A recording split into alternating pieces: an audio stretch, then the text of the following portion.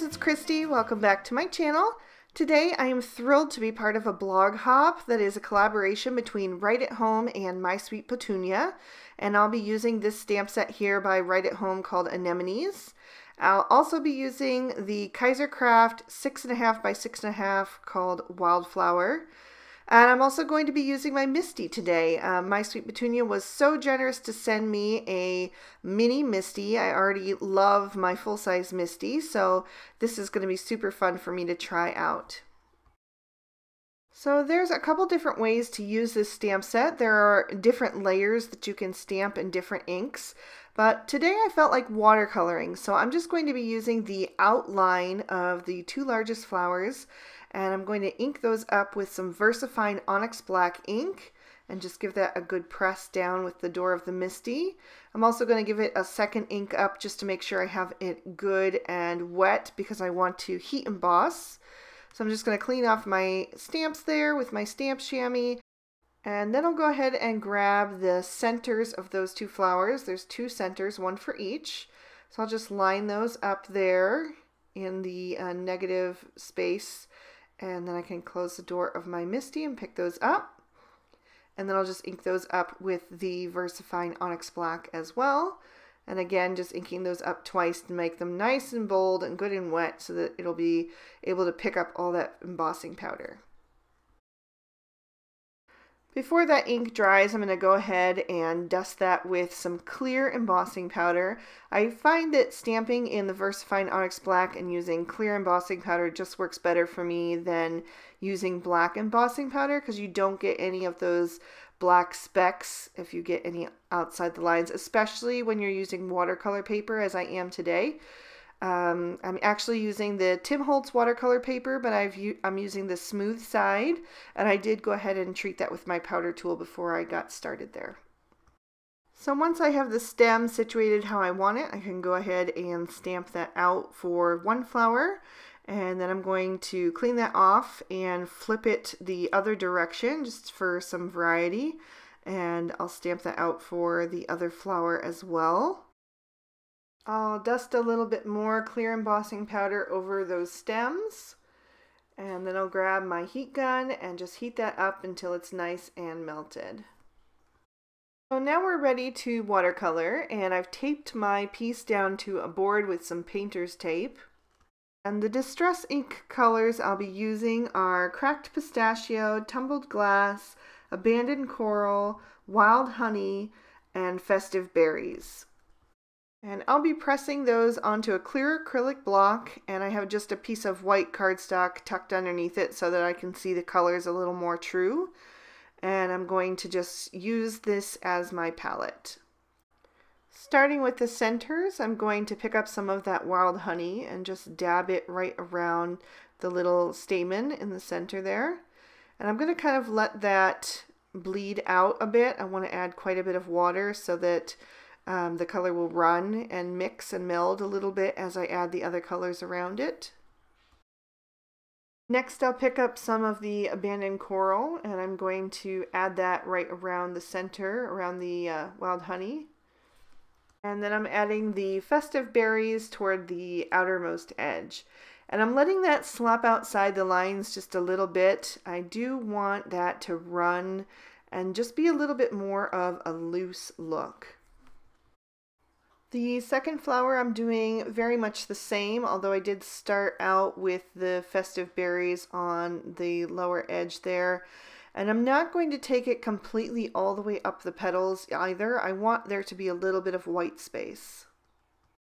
Next, I'm going to take the Tumbled Glass and just paint in some shapes where the stems for the leaves are. They don't have to be perfect. We just want to make the impression of some leaves there. And I'm also going to tap in a little bit of the Cracked Pistachio here and there. And once I finished that second leaf, I took my Tim Holtz Distress Sprayer and just gave that a good spritz, and then tipped the board from side to side and kind of let that color just run around a little bit and make things just a little more free and loose.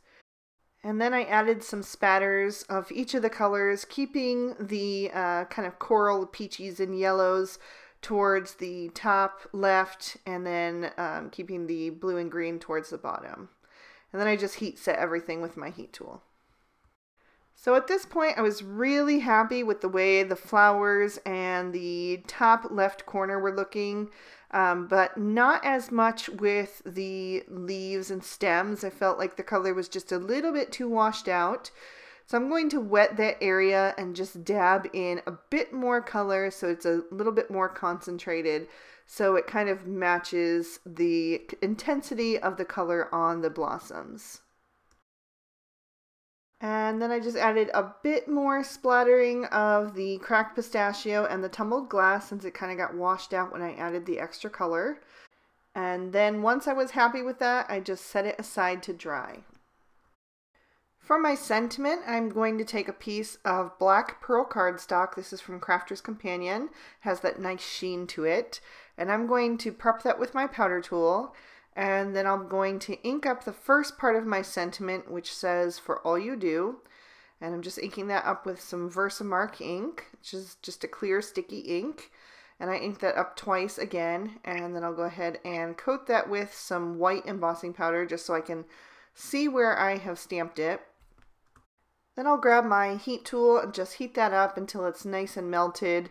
I figured it's better to just go ahead and get that out of the way so I don't mess it up when I do the next part of the sentiment, which is a nice bold thanks. And both of these sentiments are from the Fall Sentiment stamp set from Right at Home. So I just heat set that once again and set that aside. And while I have my MISTI out, I'm going to work on the inside of my card. So I've got a white card base here, and I'm stamping out another two-part sentiment, and this is "To Have a Friend Like You," again from the Fall Sentiment stamp set from Right at Home. And then I'm going to add another one of the bold sentiments here. There's a whole bunch of great ones in this little set here, and it says "Happy." And I'm just going to make sure that I have that lined up just how I want it, and then I'll pick it up and ink that up with some more VersaFine Onyx Black ink, and just go ahead and stamp that down. So it'll say, "Happy to have a friend like you." And just to accent that, I'm going to grab the little leaf cluster from Happy Mail Year 3 and stamp that down next to the word "happy." I've trimmed down my focal panel with the Avery Elle Pinked die, and then I used the Mama Elephant Femme frames for my 2 pieces of pattern paper. Starting with the largest, I'm going to just add a bit of Tombow Mono Multi Glue, and then I can go ahead and press that down into place, just so I have that little bit of a white border all the way around. Then I'm going to add this blue and green watercolor print to the center, and that has that nice stitched edge. So we're going to have 3 different little edges here that'll just come together nicely. I've added some Scotch 3M foam tape to the back of my focal panel, and I'll just pop that down into place. And then I can just line up my sentiment. I used that pink die from Avery Elle again to cut the edge so it would just line up perfectly. And I'll just glue that down in place and set a large acrylic block right on top of that to hold it down. To finish off the card, I wanted to add a few sequins, and these are Pretty Pink Posh sparkling clear sequins in the 4 and 6 millimeter size. So I'm just adding a bit of Ranger Multimedia Matte straight down to the card. I find this is the easiest way for me to adhere them. And then I'm going to grab the sequins with my Pick Me Up tool and just set them in place right over top of the adhesive. So once I have everything in place, that is going to finish off the card for today. Like I said, this is a blog hop for My Sweet Petunia and Right at Home. So you can go visit my blog at christygetscrafty.blogspot.com for the entire list of hop participants. I'll go ahead and leave the link in the description box below. There's also some really great giveaways, so be sure to check that out. I'll be guest designing with Right at Home for the remainder of the month of September, so stay tuned for more videos featuring their awesome products with me. And thank you guys again so much for watching. If you enjoyed this video, please give it a big thumbs up, and you can subscribe to my channel by clicking on my photo or just clicking that subscribe button. I hope you guys have an amazing day. Thanks so much. Bye-bye.